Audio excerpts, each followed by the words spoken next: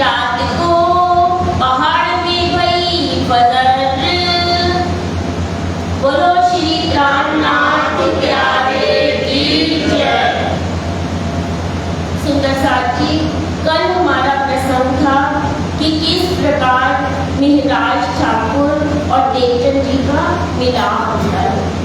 यहाँ पर सुंदर साथ जी एक चौपाई रह गई थी, मिलाप श्री देवचंद्र जी का सोहबत श्री जी साहिब, कुछ ऐसा शब्द आया था।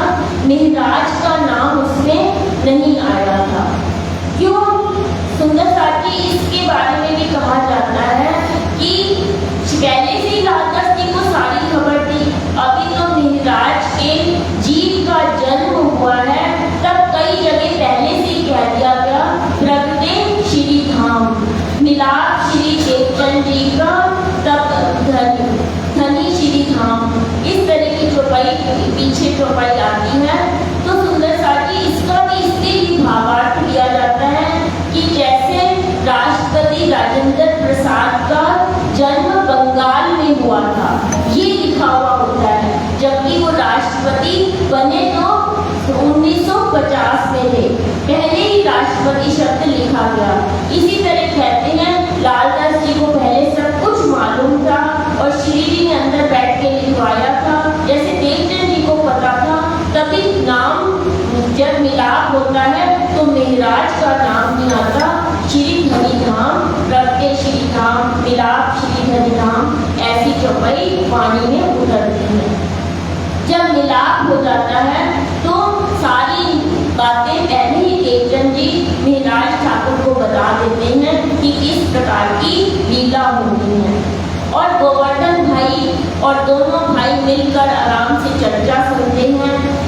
और फिर शामिया जी का भी प्रसंग आया कि किस प्रकार गुरु के बारे में अपशब्द कहे, तो काजी भट्ट के पास जाकर प्रश्न पूछते हैं और फिर राजी होकर चर्चा सुनने लगते हैं। चर्चा सुनने के बाद सुंदर साथ जी 1700 का जब समय चल रहा होता है, तब गोवर्धन जी अपना शरीर छोड़ देते हैं। अभी तक वो भी जो पई आई थी, अभी तक लौकिक और अलौकिक दोनों काम कर रहे थे, लेकिन अब मन माया से उनका बिखर जाता है, क्योंकि भाई चला गया और अकेले पड़ जाते हैं। तब अपने अवगुण ढूंढने लगते हैं कि मेरे अंदर जब देखते हैं देवचंद जी परम धाम की लीला कर रहे हैं और उनको सब कुछ दिखाई दे रहा है, तब एक जिद मन में आ जाती है कि धनी देवचंद जी देख रहे हैं तो मैं क्यों ना देखूं परम धाम के निशान। ये मन में बात आ जाती है तो कसनी करनी शुरू कर देते हैं कि जब भी मन को टटोलते हैं, भूषण को दे देते हैं, घर के भूषण सारे देवचंद जी के पास ले आते हैं, खाना कम कर देते हैं और बिल्कुल शरीर पीला पड़ जाता है। तब बालबाई आके देवचंद जी को कहती है कि एक भाई तो पहले चला गया, अब आप इनका क्यों नहीं ध्यान दे रहे। तब देवचंद जी पूछते हैं कि तेरे मन में क्या बात है। तब श्री मेहराज बताते हैं कि मैं आप देखो, मैं क्यों ना देखूं।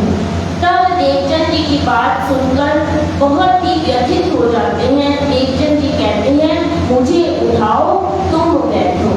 यहाँ पर भी सुंदर साथ जी गादी के लिए नहीं कहा गादी से उठाओ या मुझे बैठो, क्योंकि गादी तो यहाँ दर्जी बनाता है। गादी के ऊपर बैठने वाले स्वरूप हैं, उनके अंदर जो स्वरूप बैठा है उसकी बात कही गई है। उन्होंने कहा कि मैं शरीर छोड़ दूं और तब तुम्हारे अंदर धनी विराजमान हो जाएंगे। ये बात सुन के बहुत ही व्यथित हो जाते हैं और मन माया से टूटने लगता है। अब सोचते हैं कि मुझे क्या करना चाहिए। सुंदर साथ जी, एक प्रश्न यहाँ पर सबके मन में उठता था कि हठ योग करना चाहिए या नहीं। जैसे कि मेहराज ठाकुर ने जिद पकड़ ली, तो यहाँ पर सुंदर साथ जी जिद नहीं करनी चाहिए, क्योंकि इंसान का जो जीव है, गुण अंग इंद्रियां हैं, वो संसार के रूप रस स्पर्श इन्हीं भी खोना चाहती है। और इसको अगर आप जबरदस्ती भट्ट योग से दूसरी तरफ लगाओगे तो आपकी तृष्णा ज्यादा बलवती हो जाएगी। आप जिस दिन देखोगे वैसे आपको भूख लगे ना लगे, अगर आप उपवास रखने की बात सोचते हो तो उस दिन आपका ध्यान खाने में ही चला जाता है। आप आज भी देखोगे लोग शिवरात्रि का व्रत रखते हैं, दुनिया भर के व्रत रखते हैं, लेकिन उनका खान पीन डबल हो जाता है। एक अन्न को नहीं खाएंगे, बाकी सारी चीजें जितनी भी अच्छी चीजें हैं खाने में ध्यान रहता है। तो वो व्रत वो उपवास किस काम का सुंदर साथ जी। तो यहाँ पर कहा हमें भट्ट योग नहीं करना, क्योंकि पूर्ण ब्रह्म परमात्मा पवित्र हृदय में ही विराजमान होते हैं। आपका हृदय अगर धाम धनी की तरफ लग गया तो ये माया के सुख स्वयं ही आपसे दूरी बनाने लगते हैं। आपका मन उसमें लगेगा ही नहीं, आपको लगेगा बस ठीक है चल रहा है। जब आप इतने ज्यादा उन सुखों के प्रति आकर्षित नहीं होते जैसे दुनिया वाली होती है। तो हमें भट्ट नहीं करना चाहिए सुंदर साथ जी। यहाँ पर इंद्रावती जब देवचंद जी जवाब दे देते हैं तो उनका मन एकदम शांत हो जाता है कि अब मुझे कसनी नहीं करनी है। माया की तरफ से भी विरक्त हो जाते हैं, लेकिन कसनी को छोड़ देते हैं। यहाँ भी सुंदर साथ जी एक सीख हमें दे रहे हैं इंद्रावती की आत्मा कि मन को शांत कैसे किया जाए, क्योंकि मनुष्य तो हमेशा अशांति ही रहता है। अशांति का कारण क्या है? घर परिवार सुख सुविधाएं, ये सब इच्छाएं ही मन को आपके अशांत बना देती हैं। और किसी ने आपको कुछ कहा तो आप उसके प्रति, जैसे आपने किसी के लिए अच्छे विचार रखे और दूसरे ने आपके प्रति बुरे विचार रखे, तो आप सोचते हैं कि वो तो बुरा है। हमारे अंदर एक प्रतिद्वंदिता की भावना आ जाती है, ये चक्र चलना शुरू हो जाता है अच्छे बुरे विचारों का। लेकिन अगर आप देखेंगे दुनिया में जितने भी परमहंस हुए, जितने भी ज्ञानी हुए या विद्वत जन हुए, उन्होंने इस चीजों को छोड़ दिया। जब ईसा मसीह सूली पर चढ़े तो उन्होंने क्या कहा? जब किसी ने कहा ये आपको सूली पर चढ़ा रहे हैं तो कहते हैं खुदा इनको माफ करे। तो आप भी अपने अंदर ये प्रवृत्ति रख लें, कोई आपके साथ, क्योंकि आप अगर एक चाटा मारेगा, जैसे गांधी जी थे अहिंसा का पालन करते थे, गांधी जी आप एक चाटा दूसरे को मारोगे वो आपको मारेगा तो कभी शांति नहीं मिलेगी। इस शांति को पाने का एक ही उपाय है कि हम अपने मन को नियंत्रित करके दुनिया से थोड़े से अलग हो जाएं, क्योंकि हमें पहचान हो चुकी है धाम धनी की। तो हमारे पास सुख भी स्वयं आ जाएंगे और माया की चिंता हमें खुद नहीं करनी। आगे आप देखेंगे चपैयों में आएगा कैसे देवचंद जी चिंता करते हैं, लेकिन वो राजी कहते हैं तुम चिंता मत करो, मैं खुद ही तुम्हें संभाल लूंगा। अब यहाँ इंद्रावती की आत्मा निश्चित हो जाती है और बाई आगे कहती है कि क्योंकि खाली मन जो होता है वो शैतान का होता है और वैरागी की भावना भी आती है, तो इनको क्यों ना माया के काम में डाल दिया जाए। अब पुराण संहिता और महेश्वर तंत्र दो किताबें जिसमें शब्द अक्षर और अक्षरातीत की बात कही गई है, उसको लाने के लिए देवचंद जी अहमदाबाद के लिए महराज ठाकुर को भेजते हैं। लेकिन राजी पल पल साथ है तो राजी का स्वरूप रास्ते में ही उनको वो पुस्तकें दे देता है और वो तुरंत ही वापस लौट आते हैं। तब देवचंद जी सोचते हैं अब क्या किया जाए। अब 1703 का समय है और गांधी भाई का एक भाई खेताबाई वो रहता है अरब में 25 वर्षों से। बहुत व्यापार करके उन्होंने पैसा कमा लिया था। अब श्री जी हुक्म देवचंद जी देते हैं महाराज को कि तुम्हारा अगर तुम वहाँ जाके वहाँ से धन संपत्ति लेके आओगे तो वो धन संपत्ति सुंदर साथ की सेवा में लगेगी और तुम भी धन धन यहाँ पर रहोगे और खेता भाई का भी कुछ समर्पण यहाँ पर होगा। अब तुम वहाँ पर चले जाओ। तो इंद्रावती की आत्मा तो वैसे ही धनी पर कुर्बान हो चुकी थी और गुरु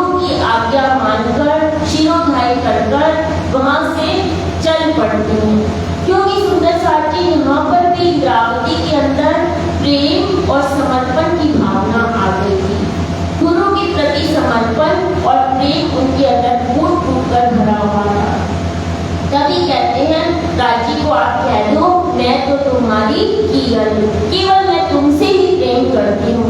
लेकिन हम राज्य से प्रेम ना करके अपने प्रेम का हिसाब किताब मांगते हैं। इंद्रावती ने एक प्रश्न भी नहीं करा कि मैं क्यों जाऊँ, क्योंकि तब जहाज से 40-40 दिन लगते थे वहाँ जाने के लिए।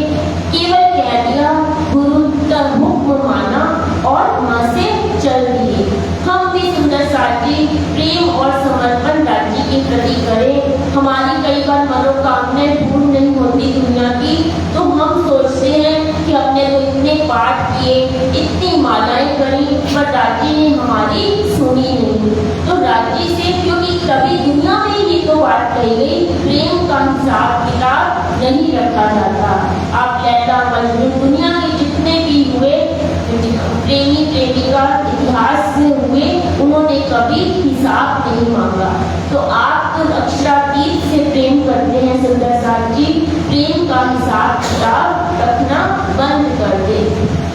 राज्य पर समर्पण करेंगे तो स्वयं राज्य आपके पास हृदय में आकर आपको अनंत सुख देंगे। यहाँ पर अर्श से यहाँ पर फर्श पर हमें परम धाम के सुख देने के लिए ही यहाँ पर वो आए हैं। अब यहाँ से अरब देश जाना है इंद्रावती को, फागुन का महीना है और 40 दिन वहाँ पर जाने में लग जाते हैं। जहाज से वो वहाँ पर पहुँचते हैं खेता भाई के पास। गांधी भाई एक पत्र भी उनको देते हैं खेता भाई के नाम। तो खेता भाई जी बहुत प्रसन्न होते हैं श्री जी को देखकर, क्योंकि अरब में गए उनको 25 वर्ष हो गए थे। कोई साथी नहीं, कोई संगी नहीं, मुसलमानों का देश था। व्यापार करके पैसा तो खूब कमा रखा, पर आध्यात्मिक रूप उनका कुछ भी नहीं था। जैसे ही मिलाप होता है, खेता भाई बहुत प्रसन्न होते हैं, गले लगाकर मिलते हैं, कहते हैं मैंने धन संपत्ति तो बहुत इकट्ठी कर ली, लेकिन यहाँ पर अध्यात्म का कुछ भी मैंने प्राप्त नहीं किया। तब श्री जी उसको जागनी भी करते हैं, खूब अध्यात्म की बातें बताते हैं, देवचंद जी की बात बताकर परम धाम का वर्णन सुनाते हैं सुबह शाम। लेकिन कहते हैं ना कि ऊसर भूमि में बीज अंकुरित नहीं होता। खेता भाई का ध्यान सिर्फ माया में था, धन दौलत में था, तो उनका ध्यान वहाँ पर नहीं लगा। संपत्ति की बात उनसे जब करी तो उन्होंने कहा मैं तो तुम्हें सारी संपत्ति देता हूँ, जहाँ पर जाओ जितनी संपत्ति बिखरी हुई है सब इकट्ठी कर लो। इतना समय बीत रहा था, तब खेता भाई 4 वर्ष हो जाते हैं वहाँ पर, तो खेता भाई धाम चल जाते हैं। यहाँ पर उनका अंकुर भी नहीं फूटा, ना आध्यात्मिक जागनी हुई, धन बहुत था, और किसी काम से उस समय जब मौत होती, शरीर छूटता है खेता भाई का, तब श्री जी भी वहाँ पर नहीं होते, कहीं काम से बाहर गए होते हैं धन को एकत्रित करने के लिए। लेकिन जब वो आते हैं बाहर से, तो अपने आप को खेता भाई का धर्म भाई घोषित कर उनसे हाकिम से संपत्ति की ये आगाह करते हैं कि मेरा संपत्ति पे उत्तराधिकार है खेता भाई की। लेकिन सुंदर साथ जी, मुस्लिम देशों में कहा जाता है कि एक तो जजिया कर लगता था, वो कर अगर हिंदू लोग नहीं दे पाते थे गरीबी की वजह से, तो उनको मुसलमान बना दिया जाता था और उन पर कई प्रकार के अत्याचार भी किए जाते थे। आप आज भी देखोगे अरब देशों में यही स्थिति है। अलग कानून बनाए जाते हैं, हिंदुओं को अलग नजर से देखा जाता है, हिंदुओं के लिए अलग कानून बनाए जाते हैं। इस तरह से वहाँ पर होगा, वहाँ पर इस तरह का नियम चल रहा था। अब सोचते हैं कि मैं इस देश में, अनजान देश में कैसे करूं संपत्ति को इकट्ठा, कौन मेरा साथ देगा, भटकते रहते हैं। और शेख सलाह जो दीवान होता है, वो सोचता है कि किसी भी तरह से खेता भाई की संपत्ति यहाँ से बाहर नहीं जानी चाहिए, और वो उनको मरवाने का भी प्रयास करता है। जैसे ही मेराज ठाकुर को अंदर आत्मा से आवाज आती है वहां से निकलने का प्रयास करते हैं। बोलो श्री प्राणनाथ प्यारे की जय।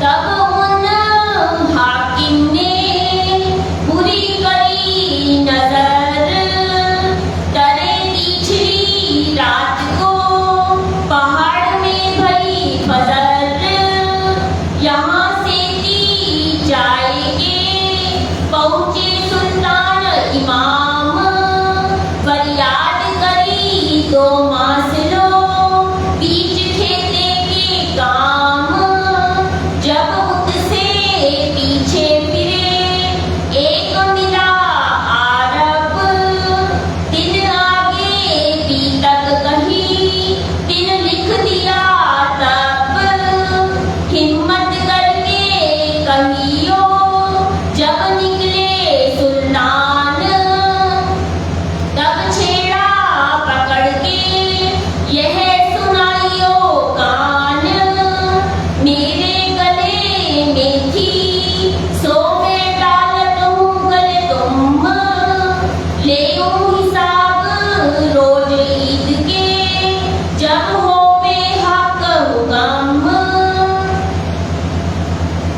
बोलो श्री प्राणनाथ प्यारे की जय। सुंदर साथ जी, आपने 4 चौपाइयों में ही सुना। इस प्रकरण में सुंदर साथ जी चौपाइयां कम है लेकिन सार गहरा है।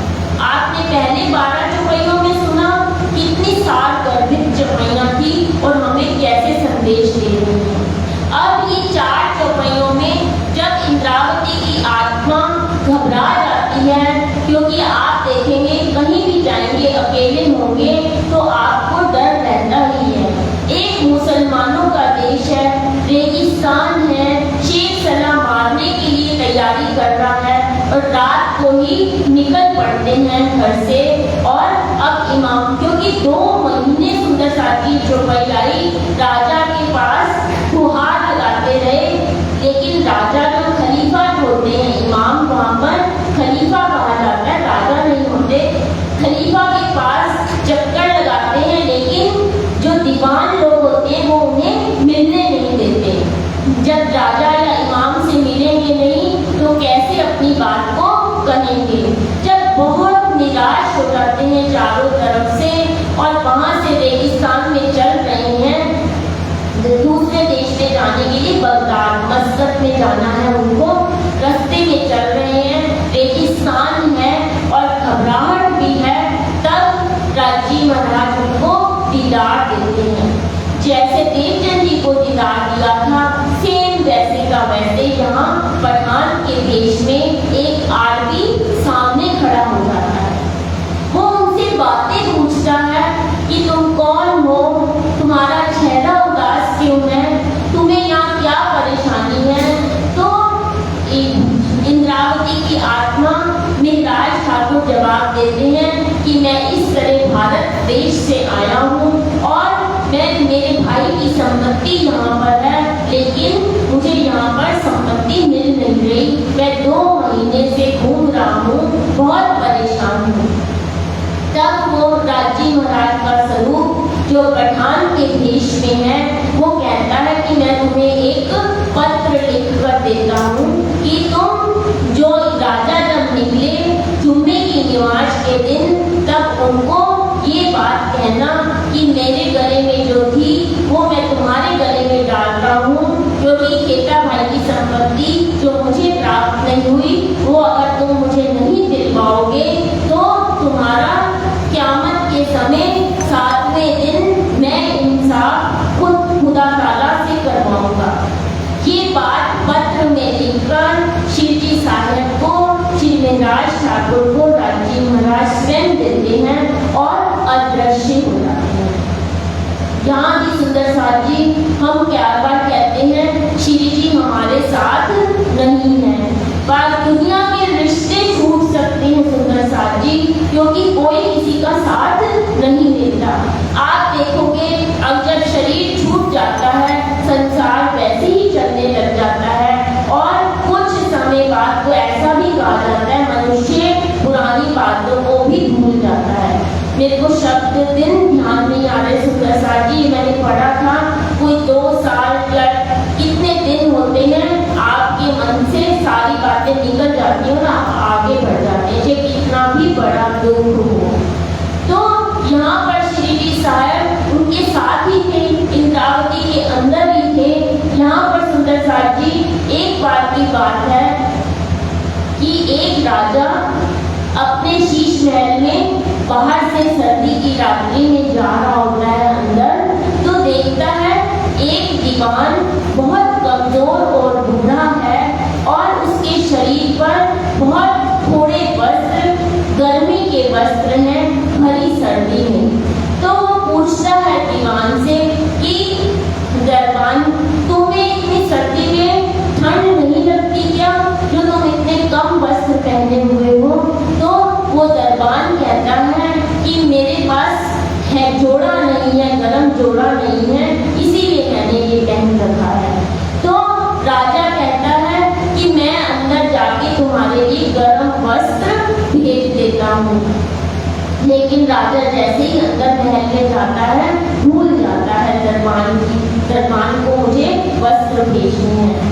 और सुबह देखते हैं कि उसकी अकड़ी हुई लाश वहाँ पर दरबान की पड़ी हुई है और एक तहरीर मिट्टी पर वो लिख के दरबान जाता है, कहता है मैंने इन वस्त्रों में बहुत सी उम्र गुजार दी और दरबान का पहरेदारी करता रहा, मुझे कुछ नहीं हुआ। लेकिन राजा, तुम्हारी एक उम्मीद ने कि मैं गर्म वस्त्र पहन लूं और मेरा ये शरीर छूट गया। तो यहाँ पर सुंदर साथ जी ये बता रहे हैं राजी महाराज कि हमें उम्मीदें ही कमजोर करती हैं और संसारिक रिश्ते हमें खोखला बना देते हैं। अब इंद्रावती की आत्मा ने सोचा नहीं कि मैं परिवार को छोड़ के जा रहा हूँ, कैसे वहाँ रहूँगा, चल पड़ते हैं और वहाँ जाकर भी श्री जी साहब उनको दर्शन दे देते हैं। तो सुंदर साथ जी, आप भी संसार में रहते हुए किसी से आशा मत करें, खुद चल पड़े अपने रास्ते में, मंजिल की ढूंढेंगे, लक्ष्य को प्राप्त करने में आगे कदम बढ़ाएंगे, राजी महाराज आपके साथ चलेंगे। बच्चों को आगे बढ़ाएं। आप और हम कब तक हैं अपने धर्म की जागनी के काम में सबको एक दूसरे का हाथ पकड़कर चलना है। सुंदर साथ जी ये गीतक हमें बहुत संदेश दे रही है। अब आगे राजी महाराज क्या कहते हैं, जब चला सुल्तान निमाज को एक खड़े रहे बीच राह,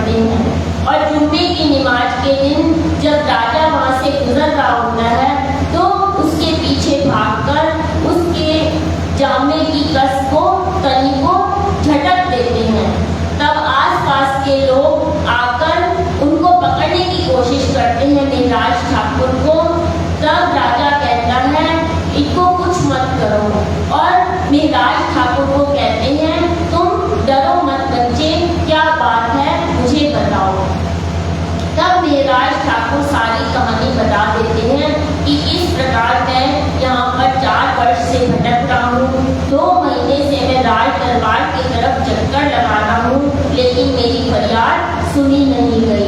और अगर मैं ये पत्र आपको दे रहा हूँ, मेरा इंसाफ करो, नहीं तो क़यामत के रोज मैं तुम्हारा इंसाफ खुद करूँगा। या अल्लाह ताला 7वें दिन न्याय में तुम्हारा इंसाफ करेंगे।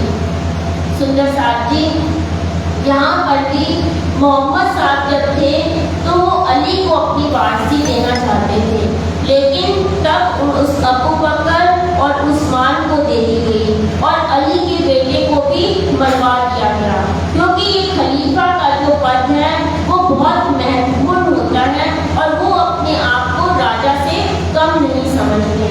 और मुसलमान लोग समझते हैं क़यामत का दिन जब आएगा, 11वीं सदी में जब अल्लाह ताला अवतरित होंगे तो सारी दुनिया को एक दिन कर देंगे। वो सोचते हैं कि एक दिन मतलब केवल मुसलमानों का ही राज्य होगा, लेकिन क़यामत का अर्थ यहाँ ज्ञान की क़यामत भी कही हुई है।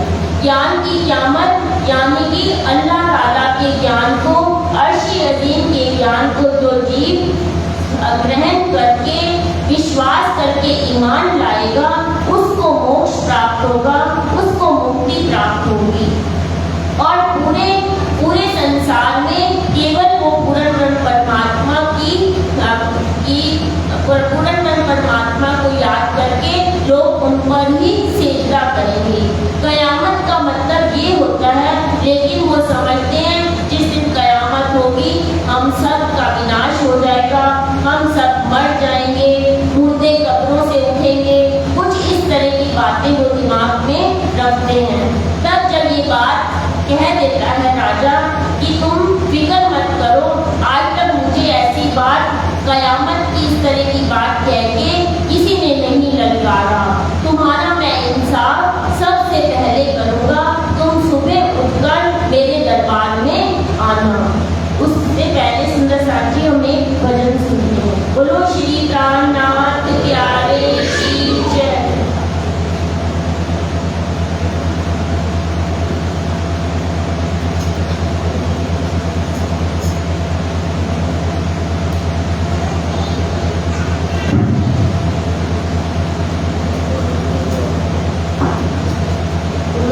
प्राणनाथ प्यारे की पियासी जिनसे मुँह पर बिहार सागर लुटाते हैं, पियासी जिनसे मुँह पर बिहार सागर लुटाते हैं। धाम के दुल्हा सलोनी बात करते हैं, सलोनी धाम के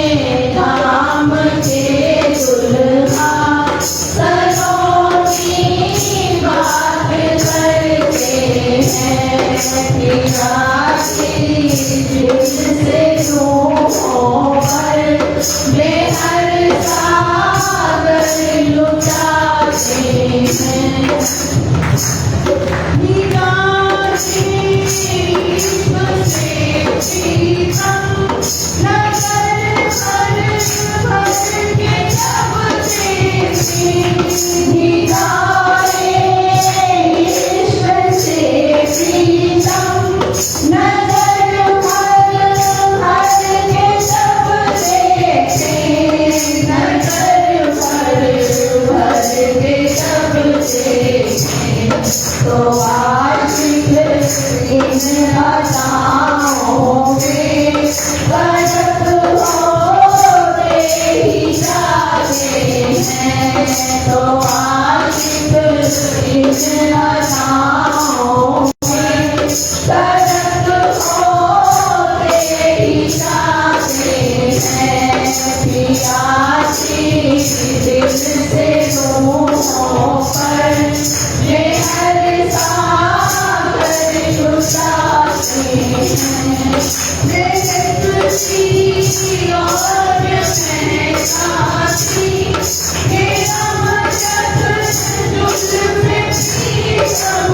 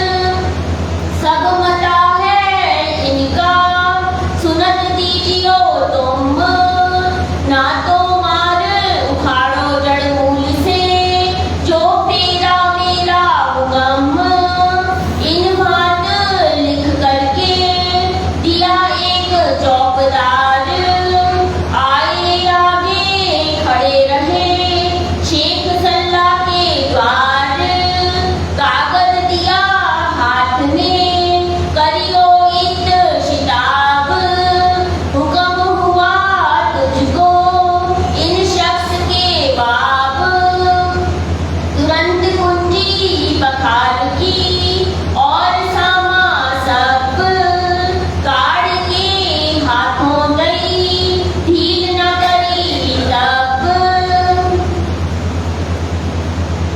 बोलो श्री प्राणनाथ प्यारे की जय।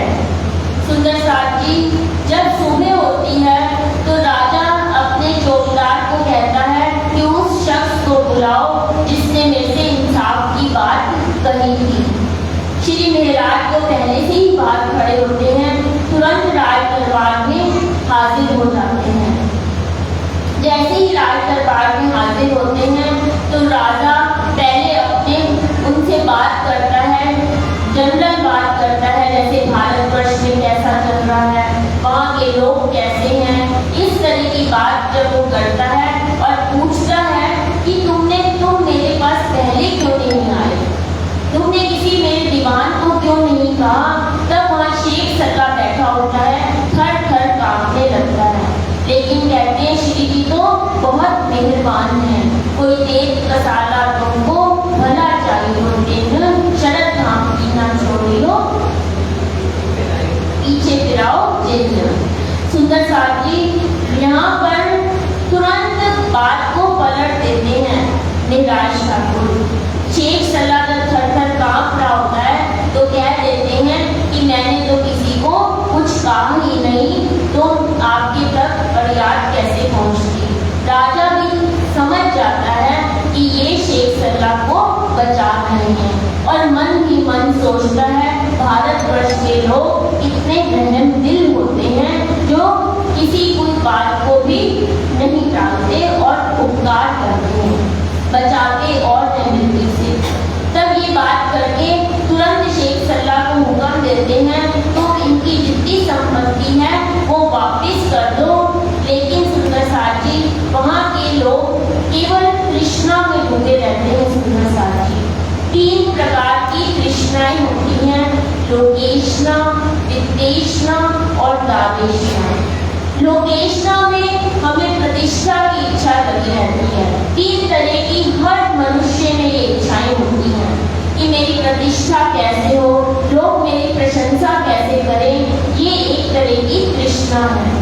वित्तेशना धन की तृष्णा, मैं आज करोड़पति हूँ, अरबपति बन जाऊँ, मेरे घर में आज ये सुविधा है, कल ये हो जाए। सुंदर साथी धन के बिना काम नहीं चलता, पर आप अगर राज्य में विश्वास करेंगे तो धन भी स्वयं ही आ जाएगा। इंसान की जरूरतें क्या हैं? रोटी, कपड़ा और मकान, लेकिन इंसान की तृष्णा खत्म नहीं होती। दारेशना यानी कि सगे संबंधी, मेरे सगे संबंधी मेरे बने रहें, जबकि वास्तव में आपने पहले भी देखा कोई सगे संबंधी किसी का साथ नहीं देता। आपको अपना खुद ही यहाँ पर करना है। आप अगर भक्ति नहीं करोगे तो कोई दूसरा उसका वो नहीं लेगा फल। आप राज्य को याद नहीं करोगे, दूसरा कर रहा है तो उसका फल उसी को मिलेगा, आपको नहीं मिलेगा। इसलिए अपना विचार करना शुरू करो। वहाँ के लोगों को धन की बहुत रहती थी कि हिंदुस्तान के धन वापस न जाए। शेख सल्ला के मन में तो सिर्फ यही थी कि मैं संपत्ति जाने नहीं दूंगा। चाबी देने के बाद भी, चाबी तो वो दे देता है निराश ठाकुर को, लेकिन रात को ही वो अग्नि लगा देता है जहाँ संपत्ति पड़ी होती है, पूरी संपत्ति धूल होके खत्म हो जाती है। तभी सुंदर साथ जी कहा गया कि अगर धर्म से कमाई हुई संपत्ति नहीं है तो वो खत्म ऐसे ही हो जाएगी, आग में जल जाएगी, किसी के काम नहीं आएगी, पानी में चली जाएगी। ये बात खेता भाई पहले भी कह चुका होता है निराश था। आप देखोगे जहाँ पर अनैतिकता हमेशा रहती है। लोग सोचते हैं कि मेरे पास कहीं से भी धन आ जाए, चाहे वो वरिष्ठ अधिकारी हो, चाहे वो दूध वाला हो, चाहे कोई किसी की दुकान हो, कोई भी व्यक्ति होगा कहेगा चाहे अशुभ काम करूं, चाहे चोरी करूं, झूठ बोलूं, लेकिन मेरे पास धन आना चाहिए। लेकिन और जहाँ पर कहते हैं अनैतिकता होगी, अधर्म होगा, वहाँ पर समाज का विकास, देश का विकास हो नहीं सकता। एक नीति का कथन है कि हम सब सोचते हैं, आप देखेंगे लक्ष्मी की पूजा की जाती है, जबकि आप देखोगे विदेशों में लक्ष्मी की पूजा नहीं की जाती। भाग्य काम करते हैं हाथों से, अपने आप उनके पास लक्ष्मी आ जाती है। हमारे पुराणों में भी लिखा गया है कि जो व्यक्ति उत्साह से संपन्न होगा, निडर होगा, जल्द मतलब हर काम को बहुत जल्दी करने के लिए उतावला होगा और शूरवीर होगा, तो उसके पास लक्ष्मी स्वयं ही आ जाएगी। क्योंकि आप ईमानदारी से काम कर रहे हो, आपके मन में इच्छा है, उत्साह है और निडर होकर बिल्कुल फल की इच्छा के बिना आप अपने लक्ष्य की ओर बढ़ रहे हो, तो संपत्ति स्वयं ही आ जाएगी। संपत्ति के पीछे आपको भागना नहीं पड़ेगा। कभी कहा गया लक्ष्मी तो गाय की तरह है, एक बार कभी कहाँ जाएगी, कभी कहाँ जाएगी, एक घर में नहीं टिकती। आप बुरे कर्म करोगे लक्ष्मी चली जाएगी, आप अच्छे कर्म करोगे तो लक्ष्मी आपके पास स्वयं ही आ जाएगी। अब यहाँ पर सुंदर साथ जी प्रसंग बदल जाता है। नौतनपुरी से देवचंद जी महाराज ठाकुर की सहायता के लिए यहाँ पर श्याम जी को भेजेंगे और बिहारी जी को भेजेंगे।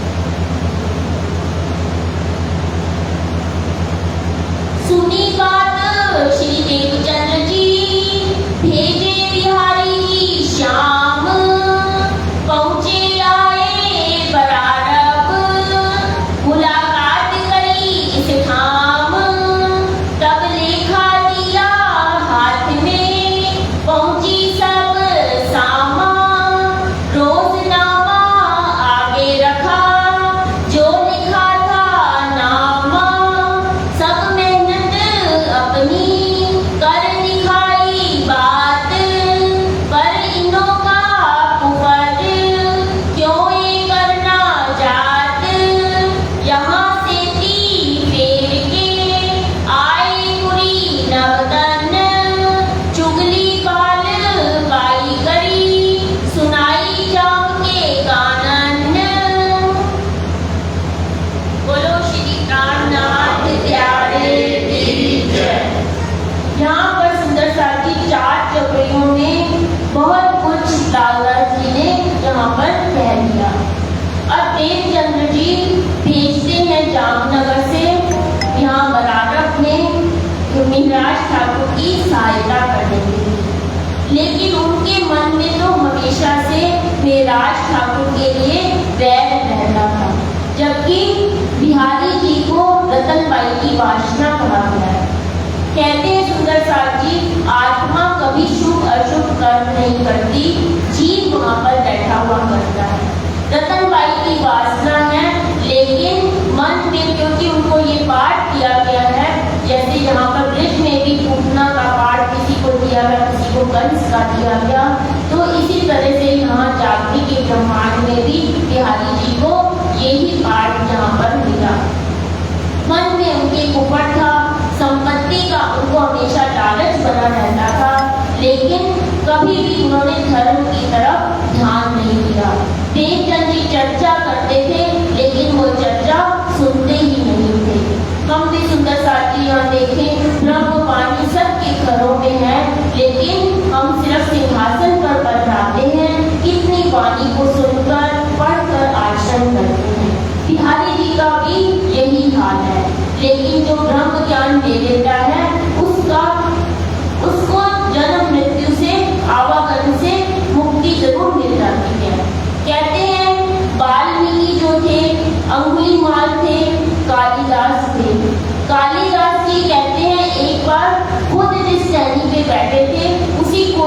काटने लग गए और कवि बन गए। जहाँ पर अंगुलीमाल था और वाल्मीकि जो थे वो डाकू थे, लेकिन ब्रह्म ज्ञान के कुछ शब्द उनके अंदर पड़े तो सबसे पहले वाल्मीकि को पहला महान कवि की उपमा दी गई संसार में और अंगुलीमाल भिक्षुक बन गए। यहाँ पर भी दोनों हैं, लेकिन आत्म निर्मल नहीं है। बात करते हैं मेहराज ठाकुर से, तो मेहराज ठाकुर उनको सारी संपत्ति भी दे देते हैं, हिसाब किताब भी दे देते हैं और कहते हैं कि मैं आप लोग चलो, मैं कुछ समय और थोड़ा काम निपटाकर वापस जामनगर पहुंचूंगा।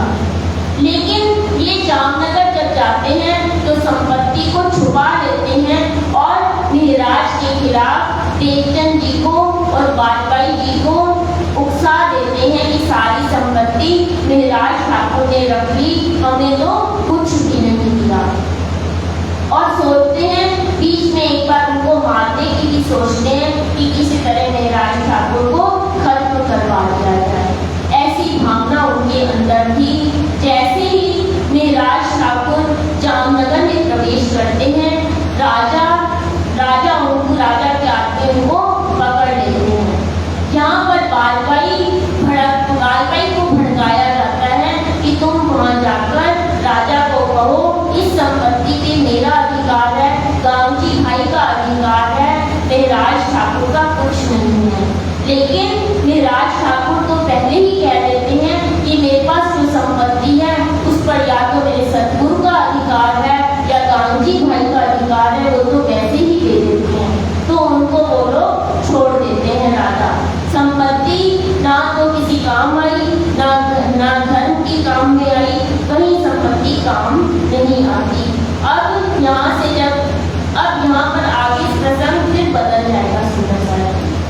तभी यहाँ पर कहा जाता है कि स्त्री की चंचलता कई बार अनर्थ कर देती है और राजा को बिना सोचे समझे कुछ भी नहीं करना चाहिए।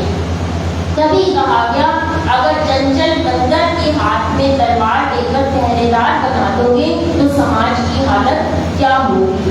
यहाँ बालबाई कुछ सोचती नहीं है और बिना सोचे समझे राजा के पास चली जाती है, क्योंकि मन में उनके बिहारी जी और श्याम जी के लिए प्रेम ज्यादा होता है कि मेहराज ठाकुर संपत्ति ना ले लें। यहाँ पर सुंदर साथ जी अब बालबाई जब उनसे कहती है तब श्री जी वापिस आ जाते हैं और श्री जी का प्रणाम अब स्वीकार नहीं करेंगे, क्योंकि कहते हैं जब इंसान एक बार गर्त में चला जाता है तो वो झूठ पे झूठ बोलना शुरू कर देता है। लेकिन कहा गया सत्य की हमेशा जीत होती है, क्योंकि सत्य का सिंहासन, न्याय का सिंहासन सबके लिए एक बराबर होना चाहिए। अगर कभी सत्य में जयते कहा गया, सत्य की हमेशा विजय होगी। राम रावण युद्ध में किसकी विजय हुई? सत्य की विजय हुई। कृष्ण कंस के युद्ध में किसकी विजय हुई? सत्य की विजय हुई। सत्य की असत्य पर विजय हुई। सुंदर साथी यहाँ पर अब झूठ इसलिए बोला क्योंकि पहले बोल दिया था कि संपत्ति ले ली। अब सोचते हैं कि अगर श्री जी मिल गए देवचंद जी से तो हमारी पोल खुल जाएगी। अब बालबाई सोचती है कि अगर श्री जी ने मेहराज ठाकुर ने मेरे विरुद्ध कुछ कह दिया तो मेरी क्या इज्जत रह जाएगी वहाँ पर सतगुरु के सामने। तो ये समझते हैं कि अब तो सतगुरु से मिलाप होना ही नहीं चाहिए मेहराज ठाकुर का। अब बालबाई एक और अपनी चाल चलती है कि अगर आपने श्री जी से मेहराज ठाकुर से मिलाप किया, उनका प्रणाम स्वीकार किया तो मैं आत्महनन कर लूंगी। यहाँ पर भी अपनी हट के कारण देवचंद्र जी बहुत परेशान हो जाते हैं, क्योंकि वो जानते हैं कि चंद्रमा में पूर्णमासी की चंद्रमा में भी धब्बा हो सकता है, लेकिन मेहराज ठाकुर का जीवन निष्पाप है। वो समझते हैं क्योंकि सत्य के सिंहासन से वो कभी डगमगाते नहीं, झूठ कभी मेहराज ठाकुर बोलते नहीं, क्योंकि देवचंद्र जी जानी जान है, लेकिन बाई की हट के सामने वो नतमस्तक हो जाते हैं और प्रणाम स्वीकार नहीं करते। अब विरह की अग्नि जो जलेगी सुंदर साथ जी, क्योंकि 9 साल की जुदाई, पहले तो 5 साल की जुदाई, फिर अभी 4 साल की और जुदाई होगी, तो विरह की अग्नि में कसौटी में श्री महाराज को तपाया जाना है। ये लीला करनी थी, क्योंकि माया से उनका मन हटाना था, संसारिक रिश्तों से उनको अलग करना था। आगे लीला उनके द्वारा होनी है। बोलो श्री प्राणनाथ प्यारे की जय।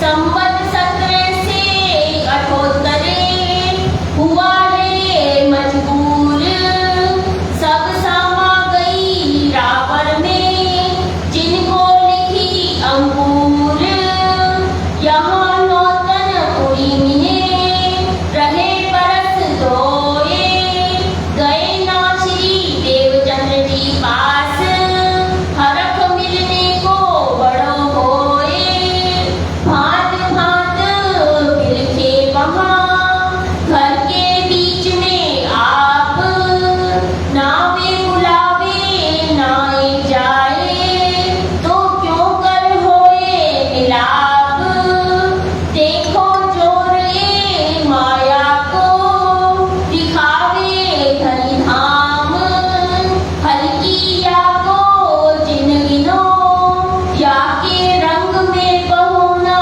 ठाम, खट ऋतु में सात को, कया समोए खोल, सिखापन विद विद के, सात वास्ते कहे बोल।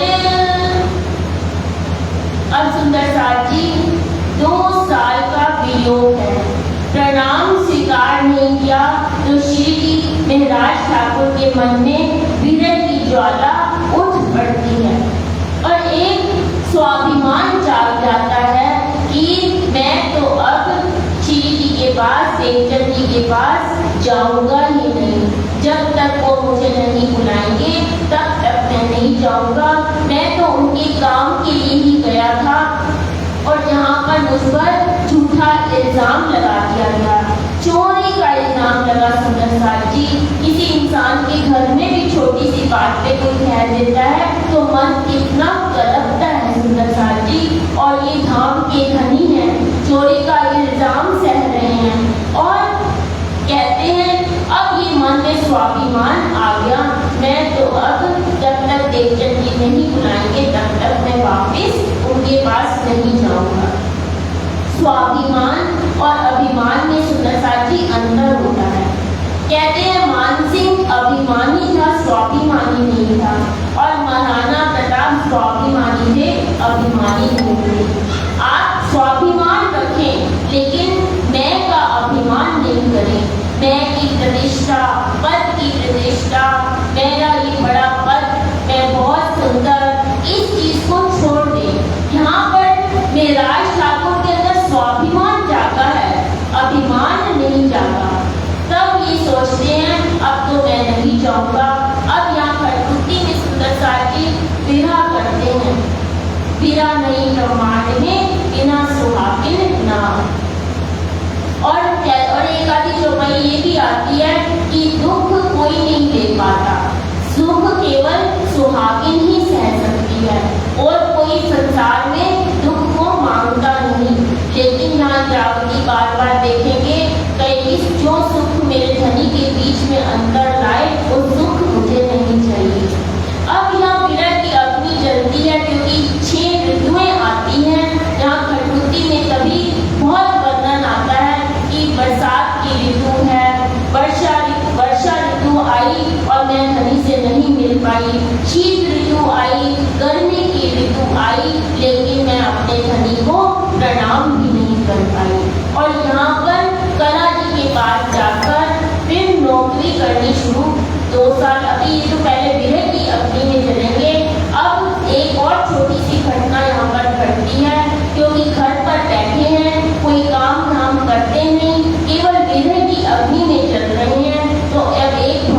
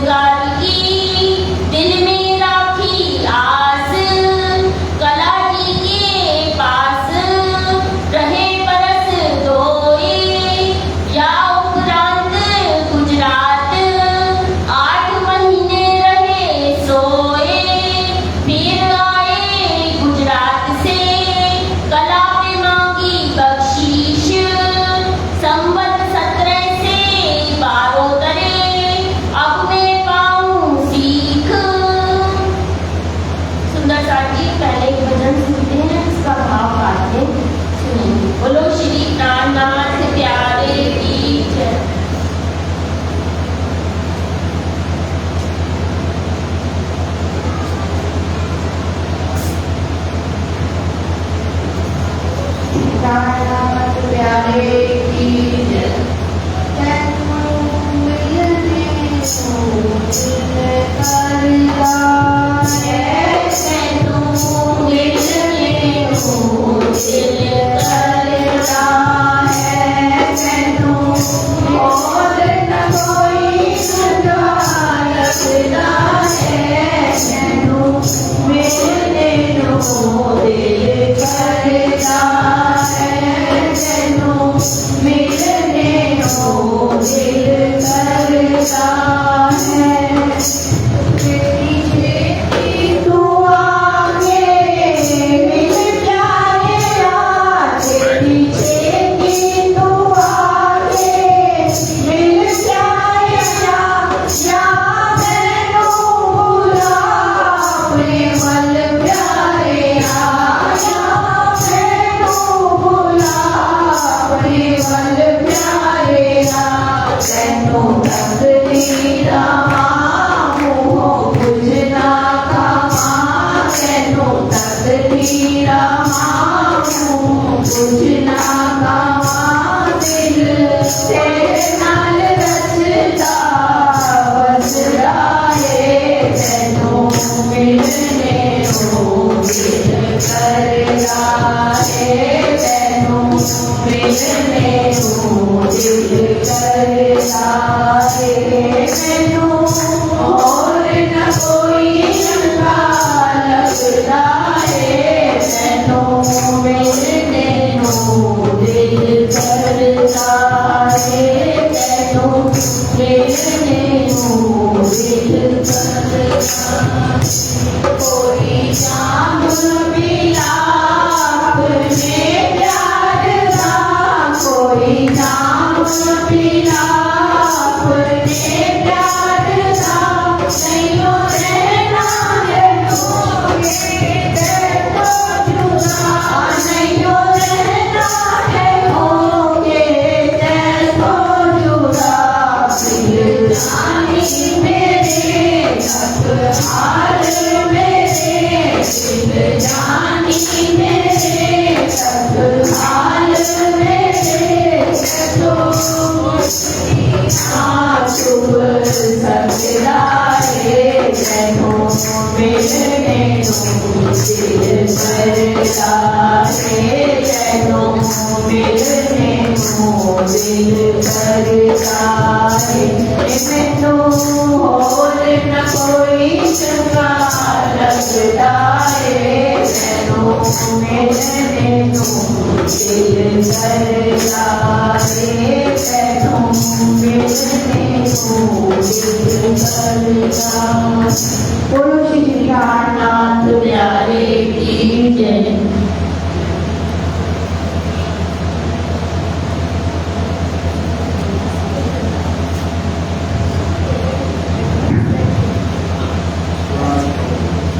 बोलो श्री रामनाथ प्यारे की जय, नाम के धनी की जय। सुंदर साथ जी, अब प्रसंग चल रहा था कि कैसे वो 2 साल तक जामनगर में रहते हैं और घर पर रहते हैं। तब उनके मन में विचार आता है कि भौजाई उनकी ताना मारती है कि घर में बैठे बैठे तुम क्या कर रहे हो, जिस गुरु के लिए तुम अपने भाई को मारने के लिए दौड़े थे, वो भाई आज तुम्हारी रक्षा कर रहा है और तुम्हें भोजन खिला रहा है। ये वचन सुनकर इंद्रावती की आत्मा, मेहराज ठाकुर की आत्मा तड़प उठती है। सुंदर साथ जी, तभी कहा गया है स्त्री की वाणी मीठी भी होती है और तीक्ष्ण भी होती है। अगर तीक्ष्ण शब्द बोले जाएं तो कहते हैं दुनिया के हर घाव भर जाते हैं, घना जंगल कटा हुआ हरा हो सकता है, जो घाव शस्त्रों से लगे हैं वो भी भर जाते हैं, लेकिन कटुक वचन कभी भी इंसान के अंदर से घाव भरने नहीं देता। इतने कठोर वचन सुनकर इंद्रावती की आत्मा तड़प उठती है।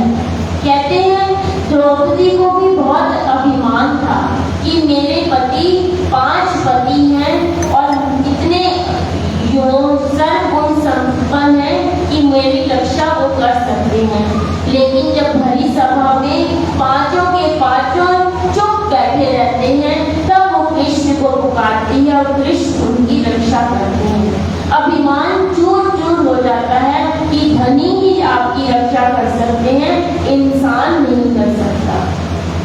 तभी एक बार ये महाभारत का युद्ध हुआ, वो भी द्रौपदी के कटु वचनों के कारण हुआ, क्योंकि द्रौपदी ने दुर्योधन को कहा था कि अंधों का बेटा अंधा ही तो होगा। तभी ये महाभारत का युद्ध हुआ। रामायण में कहते हैं राम और रावण का युद्ध भी इसीलिए हुआ, क्योंकि जब राम वापस नहीं आते तो सीता लक्ष्मण को कहती है बार बार जाने के लिए। लक्ष्मण मना करते हैं क्योंकि भाई की आज्ञा थी, लेकिन सीता के कटु वचन उनको बाहर जाने के लिए मजबूर कर देते हैं। सीता कहती है तुम चाहते ही नहीं राम वापस आए और तुम मुझे ले लो। लक्ष्मण को ये वचन चुप जाते हैं और वो वहां से निकल जाते हैं। तभी सीता का अपहरण होता है और राम और रावण का युद्ध होता है। यहाँ पर जब भौजाई ताना मारती है तो सोचते हैं कि अब मुझे काम के लिए बाहर जाना चाहिए। वापिस से जहाँ पहले नौकरी करते थे कलाजी के पास दीवानगिरी के लिए चले जाते हैं।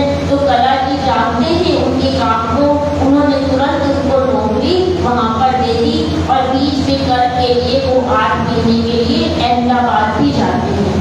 लेकिन सुंदर साथ जी अंदर इंद्रावती की आत्मा है, देवचंद्र से मिलाप नहीं हो रहा, तड़प है, काम तो कर रहे हैं पर उनको शांति नहीं मिल रही। तब ये सोचते हैं, एक दिन उनके मन में विचार आ जाता है मैं दुनिया के लोगों की नौकरी कर रहा हूँ, इससे तो मैं अपने सतगुरु की नौकरी करूँ, अपने धाम धनी की नौकरी करूँ। मन में ये विचार आने ही शुरू होते हैं। तब फिर प्रसंग बदल जाता है।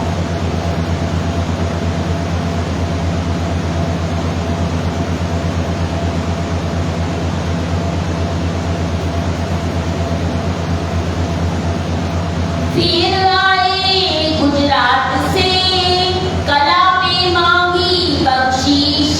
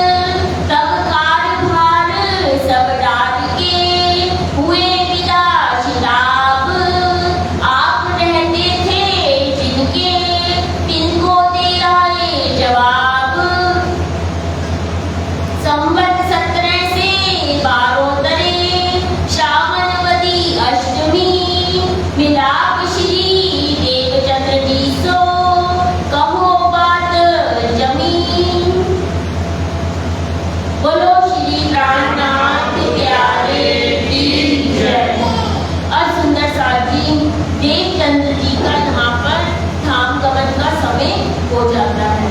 शरीर छोड़ना है और इंद्रावती की आत्मा के अंदर विरह की अग्नि जल रही है। जब तक उनको संतुष्ट नहीं करेंगे तो वो कैसे धाम जा सकते हैं। अब बिहारी जी को भेजते हैं तो बिहारी जी ये तो नहीं कहते कि पिताजी ने बुलाया है, पिताजी की तबीयत ठीक नहीं है, अंबर कस्तूरी मंगवाई है।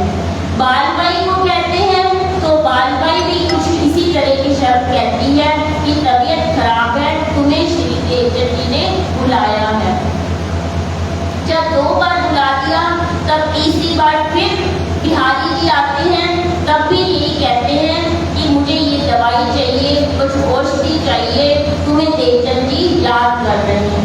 ये नहीं कहते कि देवचंद जी पुकार पुकार कर तुम्हें बुला रहे हैं। और बार बार इंद्रावती यही कहती है, श्री राज ठाकुर कहते हैं मेरा थोड़ा सा काम बाकी है, मैं वापस वहां पर आता हूँ काम को खत्म करने। अब अंत में जब देवचंद जी कहते हैं कि मेराज ठाकुर को तुम क्यों नहीं बुलाते, मेराज ठाकुर को क्या हो गया है, जो इंद्रावती की आत्मा कहती थी मेरे ये जो भाई आपने सुनी सुंदर साथ जी, मेरे करोड़ धड़ हो जाएं, उस पर करोड़ सिर लग जाएं, उस पर करोड़ मुख लग जाएं और करोड़ जिह्वाएं हो जाएं, तो भी मैं अपने सतगुरु के गुणों का बखान नहीं कर सकती। ऐसी इंद्रावती की आत्मा को आज क्या हो गया है जो मैं बार बार बुलाने भेज रहा हूँ और वो यहाँ पर नहीं आ रहे।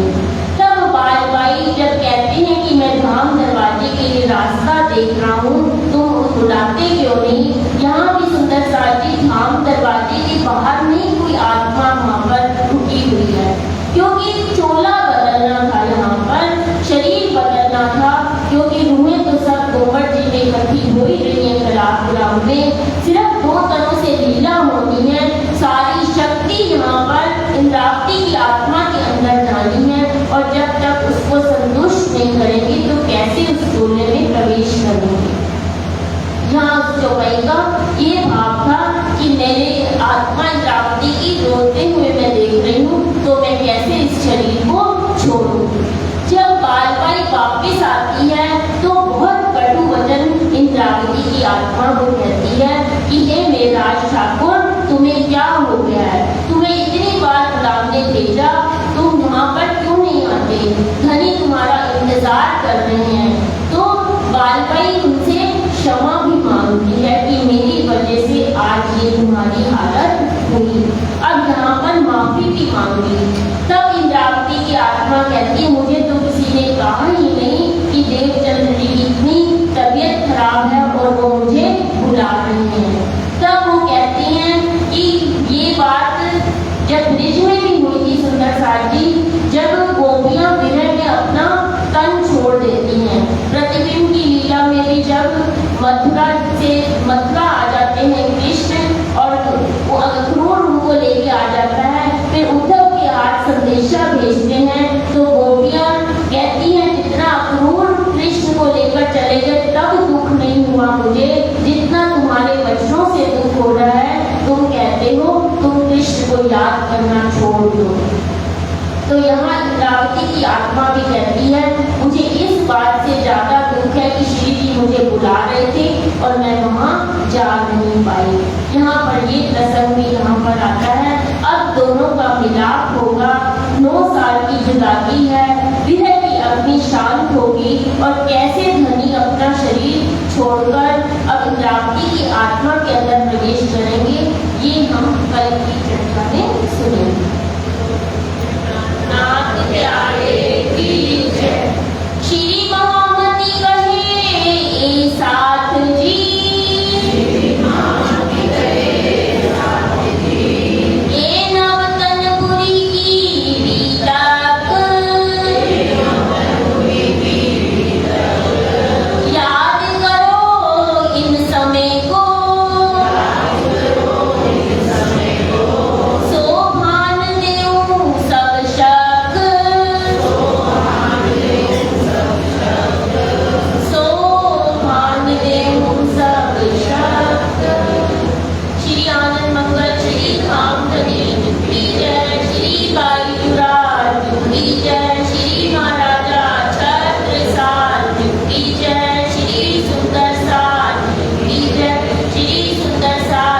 और जिस